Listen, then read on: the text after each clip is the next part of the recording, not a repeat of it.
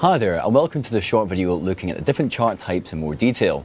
You might have noticed already there's actually quite a few different charting types to choose from line charts to candlestick charts, high-low open close, and even spread charts out there. So what I'm going to do is give you a bit of a brief overview of what each one of these different charting types does and which one I actually prefer to utilize myself. Okay, so what we've got right here is an example of the US 30 to get ourselves started, and this is a normal line chart. As default, on every single chart that you load up, it's going to be a 5-minute line chart. Now, what a line chart actually plots is two closing points and a line drawn between the 2 points. It's as simple as that. And quite simply, because we've got a 5-minute line chart right now, it puts a plot every 5 minutes and draws a line between the two closing prices. It really is as simple as that. Now, usually you get a lot of customers out there that decide to look at slightly longer time frames to get a bit of a better view of how that product's performing. So if I go ahead and change the interval from here from 5 minutes to, say, a slightly longer length, you notice there we've got everything from 30 seconds, 5 minutes, 30 minutes, all the way up to 1 week. But I'm just going to go ahead and select 1 day. And what that does, it gives me a bit of a longer term view of the product's closing prices over the last, say, 7 months or so. So you might notice as well that there's a whole host of different line charts to choose there. We've got line buy, which is simply plotting all the buy prices. We've got line mid, which is simply the mid price, so between the bid and the offer, or the sell and the buy price. It takes a price from right in the middle there. And we've also got the line sell as well, which should be quite obvious. It takes the selling point, selling price, puts all the points in there and joins it all together. Now, a line chart just contains just those two pieces of information, the two closing points and a line drawn between the middle.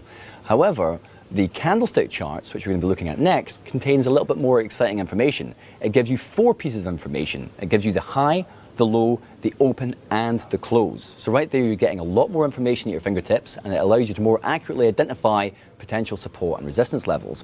They're called candlesticks because they've got this slight body in the actual chart itself, which will either be coloured red or green. If it's green, it means it's gone up in value since the previous period. If it's red, it means it's gone down in value since the previous period. And if we just go ahead and pick one of these candles, and we might as well just pick this one right here. Well, it's green. The opening price is at the bottom and the closing price is at the top. And then you've got these little wicks at the top and these little wicks at the bottom. They are actually representing the highest and the lowest levels, and the body represents the opening and the closing price. If we then move on to the next candle, you can see this one is red. That's because it's gone down in value since the previous period.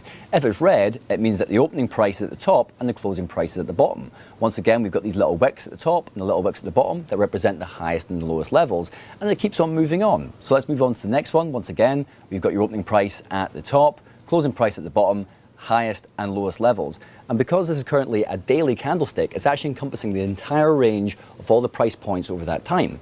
So then if we move on to the next one, you can see there that we've had a little bit of a green candle with not a lot of information on there.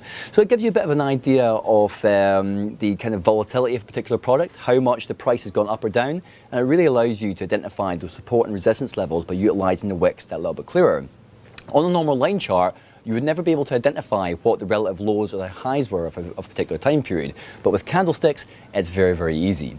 Now, the good news is we've actually got another charting type, which is very, very similar, called open, high, lower, close, or American bar charts. Now, American bar charts are very, very popular. They convey the same information as the Japanese candlesticks. You've got, apart from the fact that you don't have this full coloured in body as you do with the candles.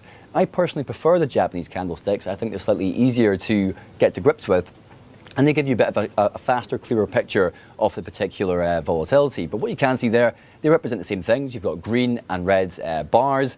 Green is positive, red is negative, and you've got these little ticks at the left-hand side and the ticks at the right. And basically, they're just telling you what the opening and the closing price is, and then you've still got these little wicks at the top and these little wicks at the bottom that represent the highest and the lowest levels. The final charting type is called a spread chart.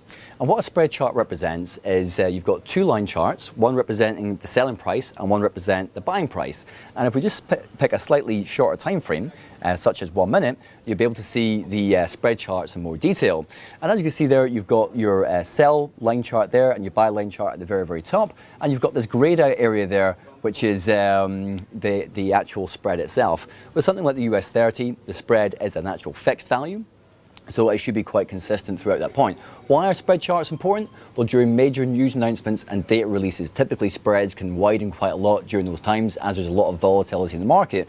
And what it allows you to do is more accurately identify when trading gets that, it can potentially get that a little bit more expensive. And with our pricing on there, things are very, very consistent. So as you can see there, the spread is very consistent throughout this whole period of time. Now, if you're trading equities and stocks, the actual underlying exchange, the spreads change all the time, and our spread charts incorporate that into the price charts as well. What you can do with the spread charts as well, you can go up to 5 years worth of chart data on there. It can be very, very useful. And it'll allow you to more accurately pinpoint when the products that you're trading, how consistent the actual spreads are, and when to be careful if there's major news announcements and those spreads can actually widen there. And we're so confident about the consistency of our prices that we publish them very, very nicely in a spread chart. And that gives you a bit of an idea of the different charting types to choose from. I personally prefer the Japanese candlesticks, but it's up to you guys at home to find the one that works best for you. Thank you very much for listening.